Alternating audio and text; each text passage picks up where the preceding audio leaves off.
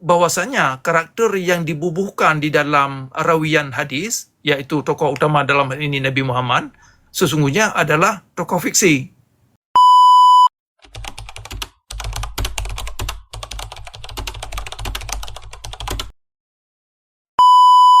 Yang saya tanyakan itu adalah bagaimana bisa dijelaskan bahwasanya Nabi Muhammad itu memang diklaim sebagai nabi yang legal, yang legal, bukan ilegal. Demikian juga termasuk ke kitab sucinya, kalau kita hubungkan dengan Al-Quran, bagaimana hubungannya? Tuhan memberikan pesan, lalu Nabi Muhammad menyampaikannya atau mengungkapkannya atau menuliskannya ke dalam Al-Quran. Hubungannya di mana itu? Ya. Gimana ceritanya? Ya, silakan Pak Cakra, itu dulu Pak. Okay. Baik, menarik. Menarik. Jadi persoalan kelayakan Nabi Muhammad atau legalitas Nabi Muhammad dalam Islam itu sejauh mana terhadap apa benar sebagai representatif atau sebagai agen ini atau utusan atau utusan Tuhan gitu kan.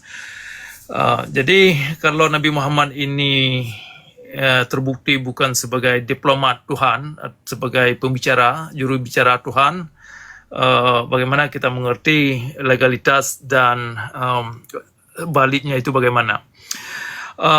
Kalau boleh saya menjawab begini, dari posisi Al-Quran menolak konsep Nabi terakhir.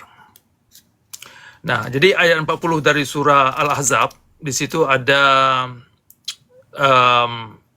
wa khataman Nabi yang dimengerti oleh Ahlus Sunnah atau orang-orang yang menjagokan tradisi Islam dalam hal ini hadis, memaknakan dimaksud Nabi Muhammad sebagai Nabi terakhir, yang disebut juga sebagai Rasul terakhir. Persoalannya dalam proses alam itu sangat bertentangan. Tidak mungkin Tuhan melakukan sesuatu yang bertentangan dengan alam itu sendiri. Karena manusia, kita ini ciptaan alam, bagian daripada alam, bagian daripada evolusi alam, tidak bisa bertentangan hal-hal yang demikian. Jadi konsep Nabi terakhir itu sangat bertentangan dengan konsep alam. Nah, artinya Nabi Muhammad yang ada dalam tradisi Islam sesungguhnya adalah fiksi. Ya, itu satu. Jadi karakter atau figur yang diyakinkan dalam agama Islam tidak lebih daripada figur fiksi. Dalam hal ini Nabi Muhammad. Nah, itu persoalan pertama. Jadi persoalan kedua, kandungan kabar yang disampaikan oleh Nabi melalui kitab hadis juga punya masalah tersendiri. Nah, baik itu secara rentetan rawian yang sering disebut sanad. Nah, sanad dalam tradisi hadis tidak lebih daripada metode-metode penipuan demi agama. Tidak lebih daripada itu. Kalaupun diklaim sebagai science of hadis, ujungnya artinya pseudoscience. Jadi menggunakan keyakinan dan otoritas, bukan berdasarkan substansi daripada narasi itu sendiri. Nah, itu persoalannya. Sehingga Nabi yang ada dalam keyakinan Nabi, dalam keyakinan umat Islam, dalam ajaran Islam, ya tidak bisa dinafikan. Artinya kepalsuan atau fiksi bahwasanya Nabi Muhammad adalah fiksi, ini adalah kondisi yang tidak bisa dinafikan. Baik itu dari keterangan Al-Quran dan juga dari keterangan hadis itu sendiri. Artinya dari kerangka hadis itu sendiri menunjukkan bahwasanya karakter yang dibubuhkan di dalam rawian hadis, yaitu tokoh utama dalam hal ini Nabi Muhammad, sesungguhnya adalah tokoh fiksi. Nah, ini satu hal yang perlu dicatat oleh kawan-kawan kita dalam Islam untuk bisa terbuka, untuk bisa ikhlas tentang kondisi ini yang tidak bisa dinafikan. Nah, saya ulang, keterangan yang kita dapat dalam Al-Quran bahwasanya Al-Quran menolak konsep Nabi terakhir. Kenapa? Karena bertentangan dengan prinsip-prinsip alam. Nah, kemudian yang kedua, pengakuan kitab hadis itu sendiri. Kalau kita lihat dari struktur hadis, yaitu otoritas rawian yang dibuat, kemudian kalau kita lihat dari esensi hadis, kemudian kalau kita lihat dari poros orientasi hadis itu sendiri kemana.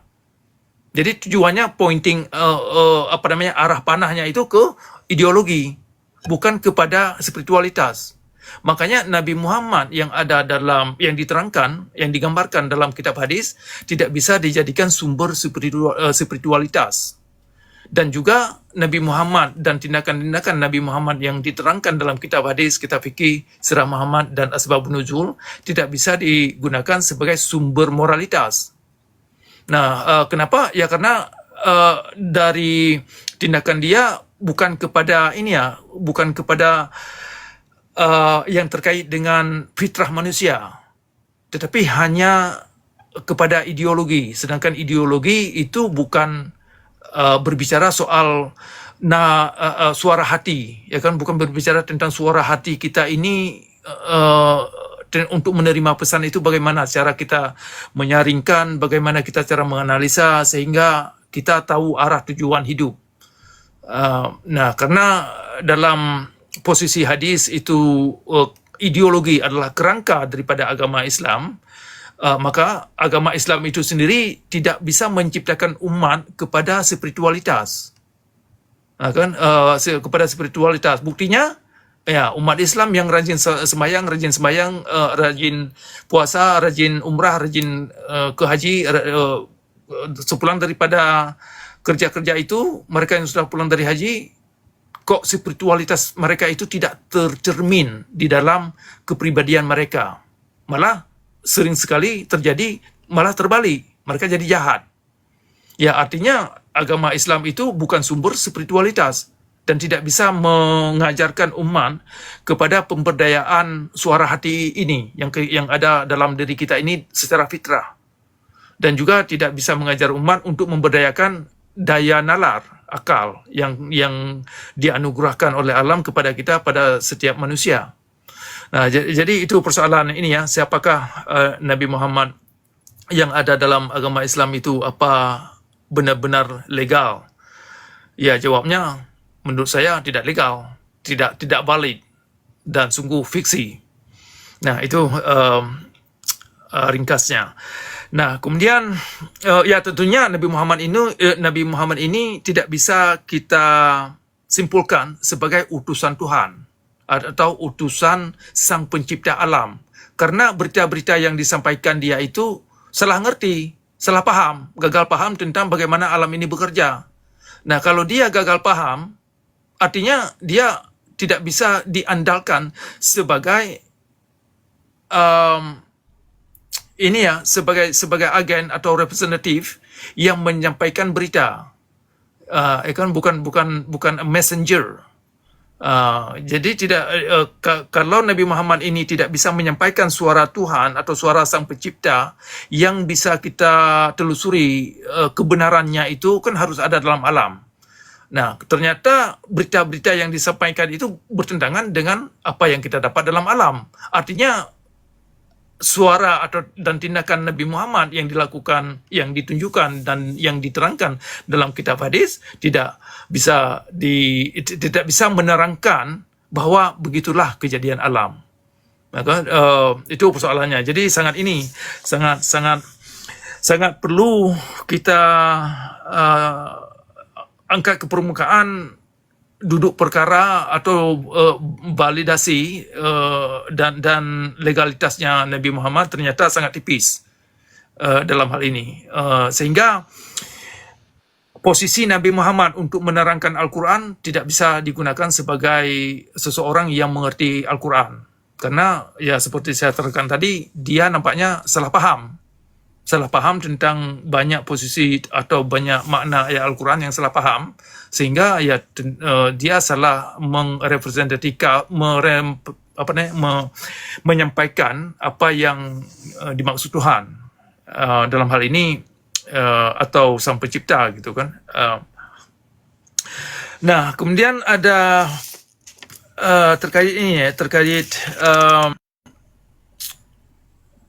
perang Padri dan juga yang ditelusuri dengan saya kira perang DITI, agak ada keserupaan di situ. Jadi memang itu benar sekali saya lihat karena sudah beberapa poin sejarah yang bisa kita ambil dari kerajaan Ottoman dan banyak yang mungkin di belakang itu, tetapi mungkin yang masih masih ada sebagai catatan, artinya ada foto gitu kan, yang masih masih bisa kita katakan bukti-bukti itu masih ada di sekitar kita. Jadi dari catatan kejadian kerajaan Ottoman sehingga dia membantai sekian masyarakat Armenia hingga perang Padri, dan juga yang terakhir hingga tahun berapa itu 50-an gitu kan, 45-50-an, tentang kejadian DITI. Itu kan ujung-ujungnya persoalan ideologi. Itu aja, bukan kepada spiritualitas, bukan kepada pemberdayaan suara hati sehingga manusia ini bisa, kita lebih mengenal diri sendiri, bisa melakukan introspeksi, sehingga kita bisa membenah diri lebih baik. Apalagi tentang persoalan pikiran, bagaimana kita membenah pikiran. Ternyata kegiatan-kegiatan perang Padri, DITI, dan perang-perang yang kita baca dalam kerajaan Ottoman hingga kerajaan Ottoman berakhir itu kan sangat terkait dengan ideologi. Yang terakhir ini lebih ketara lagi yang terjadi di Gaza. Nah, kalau kita baca charter atau misi daripada Hamas itu kepada ideologi, jelas-jelas di situ. Malah diterangkan dengan belak-belakan bahwasanya tujuan Hamas ini menghabiskan kaum yang lain, dalam hal ini kaum Yahudi, ya tujuannya hanya untuk menegakkan ideologi, bukan kepada kemanusiaan, bukan kepada untuk ini ya, kemaslahatan orang Gaza, sehingga mereka lebih produktif, bukan ke situ. Nah, jadi banyak sekali contoh-contoh yang bisa kita tunjukkan kepada kawan-kawan kita. Persoalan buktinya agama itu dalam hal ini agama Islam bukan kepada spiritualitas dan juga bukan kepada spiritualitas.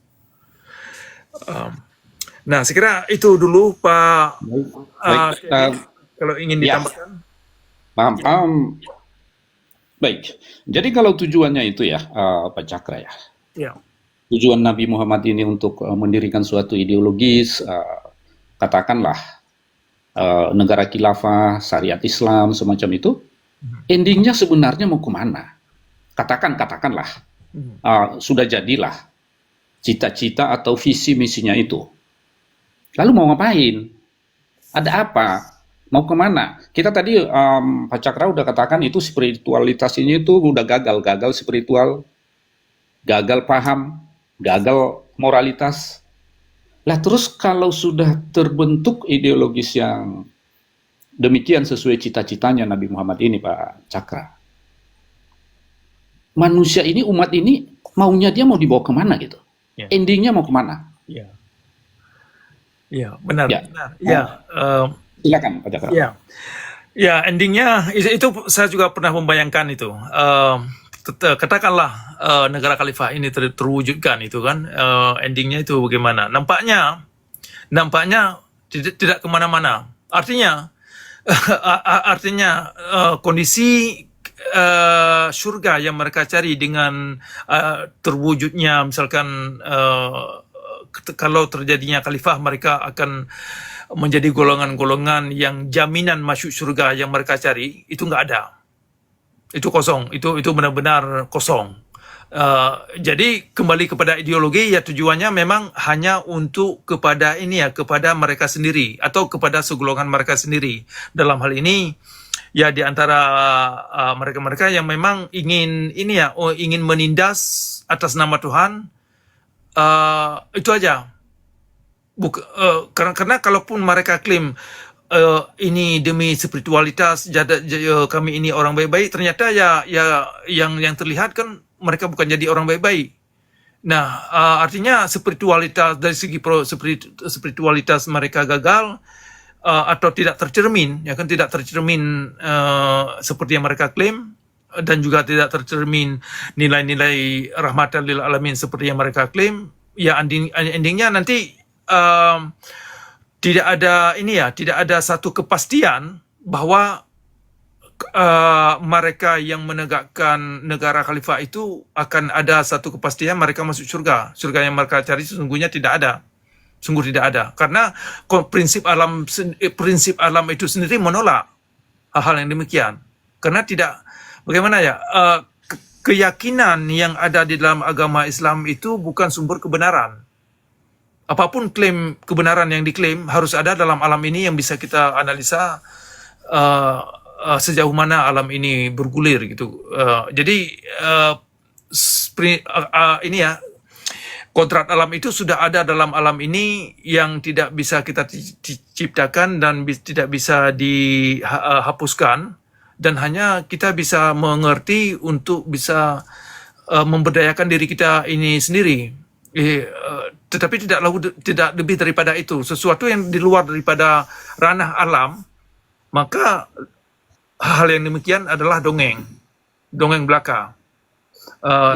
Jadi konsep kembali kepada ini ya, kembali kepada objektif ya. Kalaulah memang orang ini yang menjagokan syariat Islam agar terjadinya khalifah, akhirnya mereka tidak kemana-mana, dan kondisi kenegaraan atau kondisi kemanusiaan yang mereka idamkan itu tidak akan kemana-mana. Malah apa yang sudah terjadi kita lihat dari kerajaan Ottoman itu kan luar biasa luasnya kekuasaan.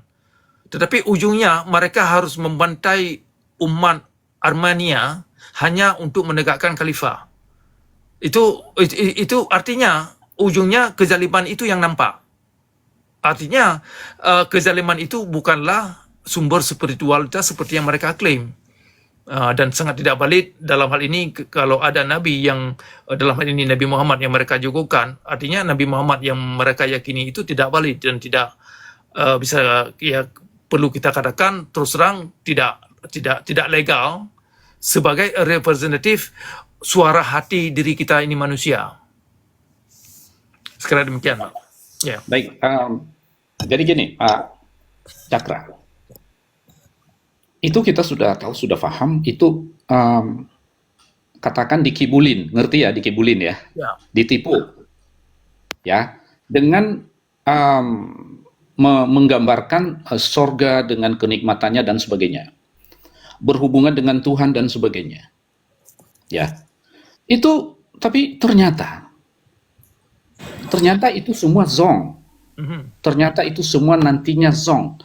Lalu dia menggunakan modus demikian ini kan sebetulnya modus ini agar mudah terpengaruh, mudah diikuti gitu ya oleh umat, oleh manusia. Ya. Nah, cuman tujuan aslinya itu saya masih bertanya-tanya, ini tujuan sebenarnya dia itu apa ya?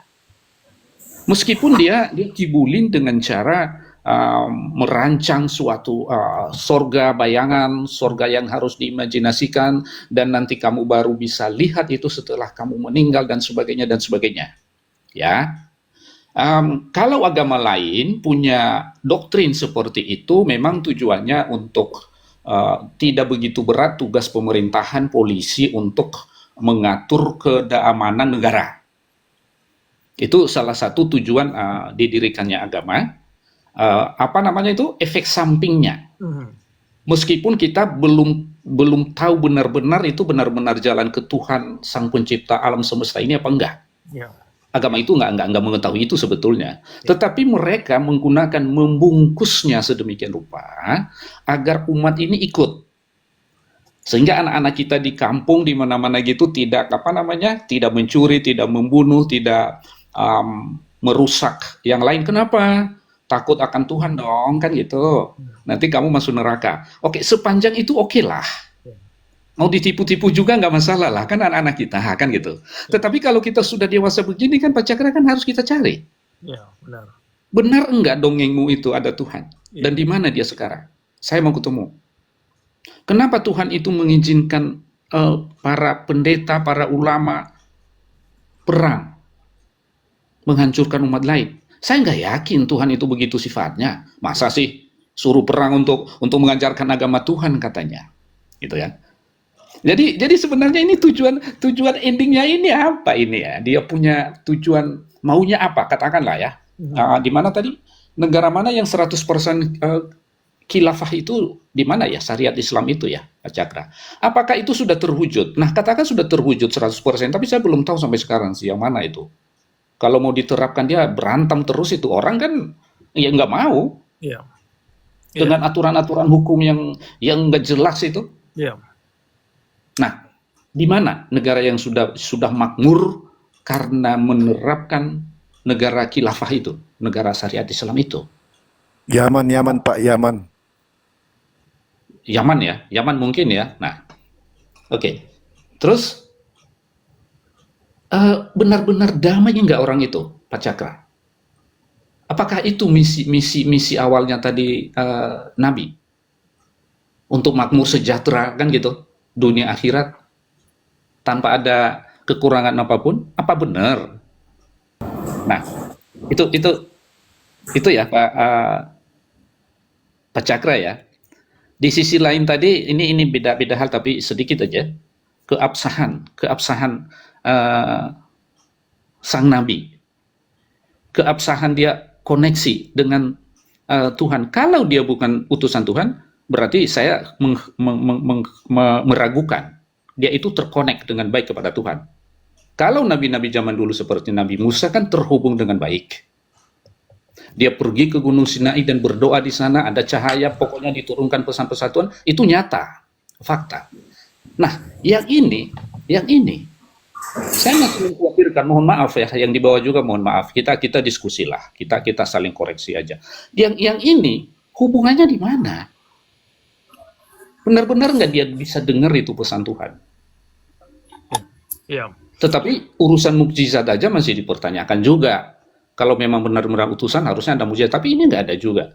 Jadi saya lebih condong menerima apa yang Pak Cakra katakan itu masih statusnya ilegal. Maksudnya tidak valid. Nah, mungkin ada yang bisa memvalidasi, ya silakan. Tetapi ingat, untuk memvalidasinya jangan bilang yang tertulis begini. Benar. Nah, Iya. jangan pakai itu. Ya, Ya. benar. Ya. Nah, terus satu yang tadi Pak Cakra, apa-apa itu dasarnya kitabnya Al-Quran. Pertanyaan saya, duluan lahir siapa? Al-Quran atau Nabi, Pak Cakra? Iya. Ini bisa langsung dijawab dulu nggak? Yang ini aja dulu. Duluan lahir yang mana, Al-Quran atau Nabi? Nah, silakan lanjutlah Pak Cakra.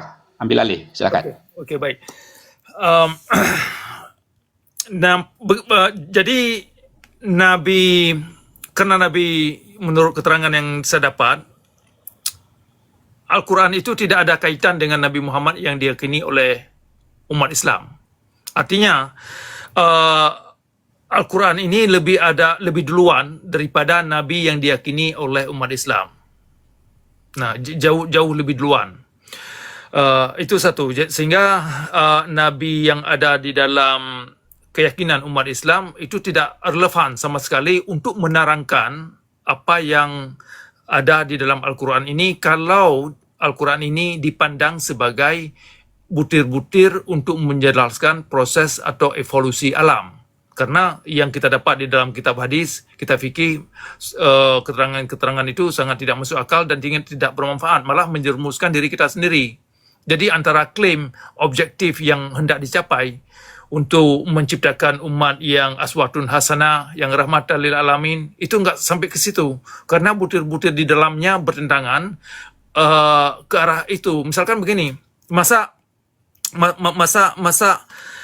kita menciptakan satu perangai seseorang atau akhlak kepada yang baik, yang bisa diandalkan kejujurannya, bisa diandalkan intelektual dan ketajaman daya nalarnya, dengan membekali mereka ilmu-ilmu yang sangat mengancam jiwa, suara hati mereka sendiri, yang mematikan akal pikiran manusia itu sendiri.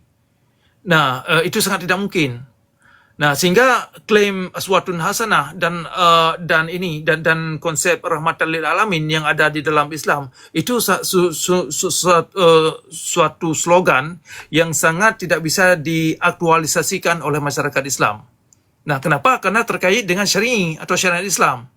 Sedangkan syariat Islam di dalamnya butir-butir mengajak kaum kepada kezaliman dalam beragama, dengan berkaitan dengan perintah Nabi. Nah, itu persoalan siapa duluan Al-Quran dengan Nabi Muhammad. Ya, jawabannya bahwasanya Nabi Muhammad atau Nabi yang diyakini dalam agama Islam adalah tidak sangkut paut dengan konsep Al-Quran yang saya mengerti. Nah, itu satu. Nah, tadi ada Anda sebutkan bahwa kita ini sudah dewasa. Kita bukan anak-anak lagi yang bisa hanya bisa mengikuti suatu perkataan orang tua untuk membahagiakan orang tua, tetapi kita sudah dewasa, sudah bisa mempertanyakan agama yang diwariskan oleh orang tua kita ini kita bawa kemana. Tujuannya kita masih menganut agama Islam dan tradisi yang telah diwariskan oleh orang tua kita ini, apa sudah mencapai atau menciptakan satu objektif yang diklaim di dalam agama itu sendiri. Nah, kan, makanya saya mengajak kaum Muslim cendikawan dalam hal ini untuk mempertanyakan setiap pribadi kita ini yang kebetulan terlahir dalam agama Islam. Okeylah, kita terlahir dalam agama Islam waktu kita kecil, kita tidak punya kuasa untuk memilih agama. Kita seperti saya terlahir pas saya sadar saya sudah punya agama, yaitu agama Islam. Nah, tetapi yang namanya manusia ini menjalani evolusi, kita dari umur 7 tahun sudah sedikit mengerti lapar gitu kan, dan bisa tahu cara mandi. Kemudian umur 20 tahun sudah bisa mencoba sedikit mengerti hal-hal yang lain. Tetapi ketika kita sudah melewati umur 20 sampai 30 sampai 40 tahun, ini kan masa-masa yang sudah bukan lagi anak-anak. Sudah bisa kita katakan kita punya tanggung jawab pribadi yang yaitu memberdayakan akal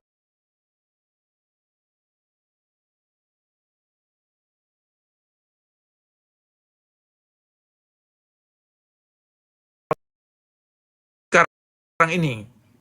Apalagi untuk menjawab tujuan hidup. Apakah agama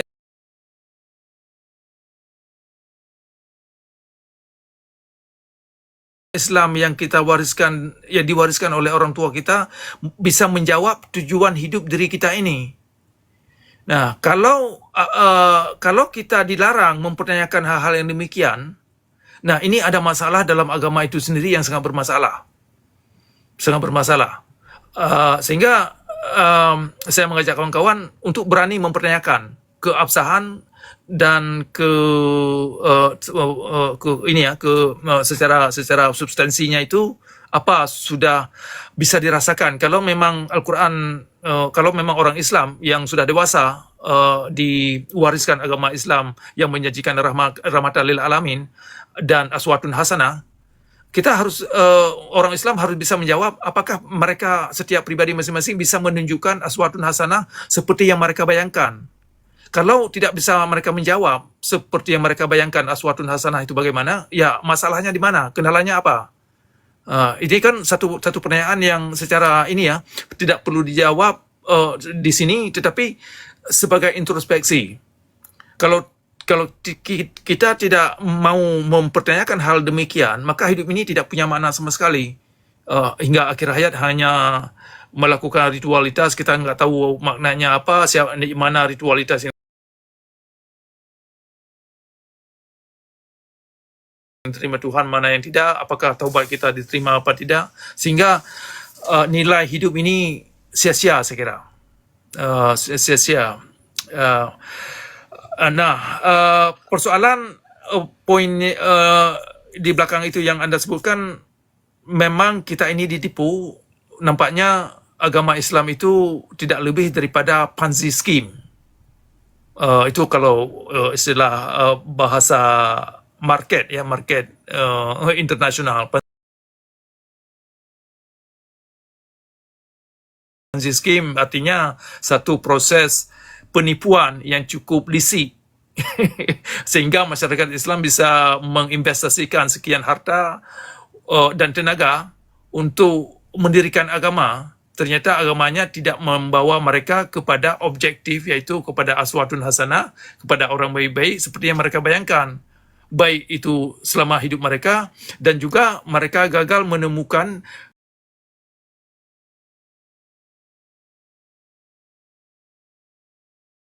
kepastian apa masuk surga apa enggak, karena tidak bisa dibuktikan. Tidak ada kepastian apa-apa. Nah, itu yang sangat kita sayangkan. Sekian ya jumlah jumlah biaya naik haji kan sekitar berapa itu sekarang? 5 juta lebih ya mungkin ya per orang. Itu bukan uang sedikit. Kalau sekian banyak uang dituangkan atau dikerahkan kepada menjalankan ritualitas, ternyata tidak mencerahkan akal pikiran kita ini kepada pencerahan, kepada ini ya kepastian nasib hidup kemana, ya berarti investasi itu sungguh sia-sia, sungguh mubazir, saya kira. Menarik Pak Kevin. Jadi saya sambut dulu ini. Sebelum ini ya, mungkin Bapak ada tambahan lagi nanti. Coba saya sambut Pak. Silakan Pak. Oke, saya sambut dulu Pak Nabi Palsu ini ya. Terima kasih banyak Pak Nabi Palsu yang sudah ikut dalam call ini. Selamat siang. Selamat siang Pak. Selamat siang. Salam kenal. Bagaimana suara saya bagus? Saya bagus Pak Cakra? Iya bagus, suaranya bagus. Silakan. Oke. Cukup banyak ya. Saya sudah mendengarkan dan saya langsung saja. Poin pertama, saya mendengarkan tadi Pak Cakra mengatakan bahwa di awal-awal tadi mengenai intoleran. Jadi saya akan memulai dari surat At-Taubah 29 ya. Surat At-Taubah 29, di situ perangilah orang-orang yang tidak beriman kepada Allah. Dan yang lebih ekstrim lagi di surat Al-Anfal ayat 12. Di situ dituliskan tebaslah bagian leher dan potonglah tiap-tiap jari mereka. Nah, maksud saya di sini adalah memang di sini diajarkan memang untuk membenci. Itu poin pertama. Nah, kenapa saya katakan begitu? Sudah banyak pengakuan-pengakuan dari saudara-saudara Islam sendiri bahwa mereka memang sejak kecil sudah didoktrin hal-hal demikian. Nah, makanya ini yang diterapkan, yang kita lihat selama ini yang diterapkan ya, untuk membenci khususnya yang tidak beriman kepada Allah ya. Itu yang seperti yang saya bilang tadi. Buktinya apa? Buktinya banyak video-video kita lihat anak-anak kecil di sekolah saja sudah diajarkan untuk memboikot produk-produk Israel ya, produk-produk Yunani. Produk-produk Yahudi ya. Nah, itu kan artinya bahwa mereka memang sejak kecil di sekolah-sekolah saja, di TK-TK Islam itu mereka sudah diajarkan untuk membenci, memboikot produk-produk Israel. Nah, artinya itu mereka berpatokan pada ajaran itu, ayat-ayat yang tertulis seperti yang saya bilang tadi.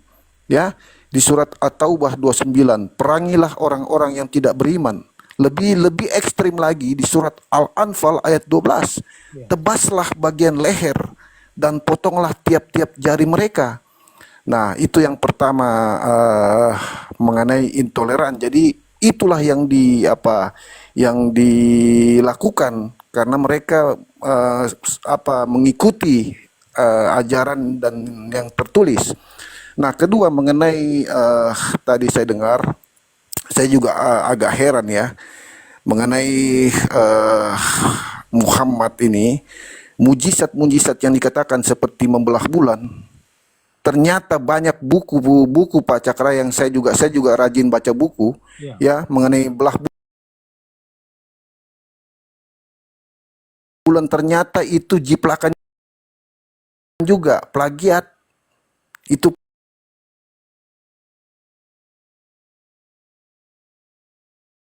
plagiat, menjiplak. Nanti saya tulis, saya lupa namanya. Nah, ini Arab terkenal, ternyata orang ini 21 tahun meninggal sebelum Muhammad lahir, mengenai belah bulan. Jadi orang Arab terkenal ini sudah mengatakan, sudah menceritakan mengenai membelah bulan. Saya lupa namanya, nanti saya ketik di kolom komentar namanya, saya lupa. Tapi ada juga di akun saya jelaskan semua di situ, banyak yang saya jelaskan di situ mengenai belah bulan. Nah, itu ternyata memang dijiplak, diplagiat ya, melalui orang Arab yang terkenal. Beliau ini 21 tahun wafat sebelum Muhammad lahir. Itu yang pertama mengenai mujizat belah bulan ya, supaya kalian ini tahu semua ini. Nah, mengenai juga air yang keluar dari jari-jari Muhammad. Ternyata Muhammad setelah dia wudhu, orang-orang melihat bahwa air keluar dari sela-sela jarinya Muhammad.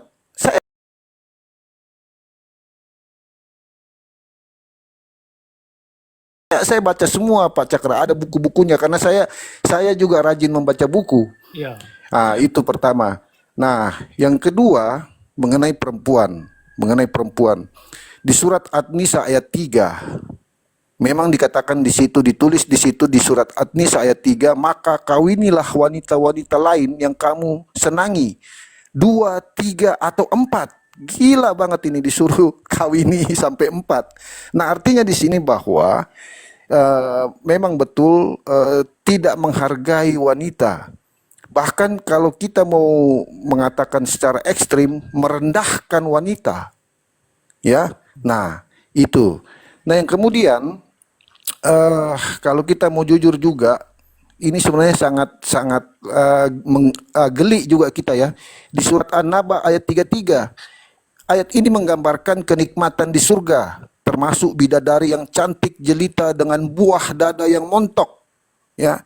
Tafsir Ibnu Katsir dan kitab tafsir lainnya menjelaskan bahwa montok di sini berarti nawahid, ya, nawahid. Di sini berarti dada yang menonjol, bundar dan tidak kendor.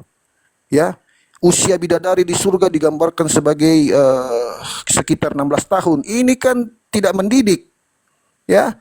Masa diceritakan mengenai wanita yang berpayudara montok? Ini apa ini? Ini geli bagi saya ini, gitu. Nah, terus yang ketiga Pak Cakra, memang agak banyak ayat-ayat yang kontradiktif ya. Nah, di surat Al-Ahzab ayat 63 di situ dikatakan pengetahuan tentang hari kiamat, bahwa pengetahuan tentang hal itu hanya ada di sisi Allah ya. Di surat Al-Ahzab ayat 63, di sisi Allah hari kiamat. Namun di hadis riwayat Muslim nomor 854, Rasulullah Shallallahu Alaihi Wasallam bersabda, hari kiamat tidaklah terjadi kecuali pada hari Jumat. Jadi ini bertolak belakang. Di satu sisi di surat Al-Ahzab ayat 63 dikatakan kiamat hanya Allah yang tahu. Nah, sedangkan di hadis riwayat Muslim nomor 854, Rasulullah sendiri yang bersabda hari kiamat hari Jumat. Jadi kan kita bingung. Nah, yang terakhir Pak Cakra, sekali lagi saya senang membaca buku. Ada buku terbitan tahun 1830 ya. Itu judulnya History of Muhammad, The Great Imposter. Ngeri nih. Mungkin Pak Cakra pernah membaca juga ya buku tentang History of Muhammad, The Great Imposter. Gila ini, kalau judulnya aja ini sudah gila ini, The Great Imposter. Ya, ini buku terbitan tahun 1830. Ini menceritakan tentang kelahiran, istri-istri ya, tentang Al-Qur'an, peperangan sampai meninggalnya Muhammad. Nah, ini ngeri sekali bukunya ini Pak Cakra. Judulnya History of Muhammad, The Great Imposter. Ini ngeri sekali nih bukunya. Kalau kita baca ini kita tahu persis bagaimana Muhammad. Ya. Nah, buku ini keluar tahun 1830. Ngeri nih buku ini. Jadi menceritakan tentang kelahiran, istri-istri, tentang Al-Qur'an, peperangan sampai meninggalnya Muhammad. Kenapa dia bisa meninggal? Diceritakan semua di buku ini. Jadi saya himbau kepada saudara-saudara Muslim, kritislah dalam melihat hal ini ya. Jangan hanya sekedar mengimani, jangan hanya sekedar menghafal Arabnya aja, tapi kita harus kritis seperti Pak Cakra. Ya, kita harus kritis supaya kita bisa paham betul. Kita betul-betul mau mencari jalan kebenaran itu. Mungkin itu saja dulu Pak Cakra. Terima kasih.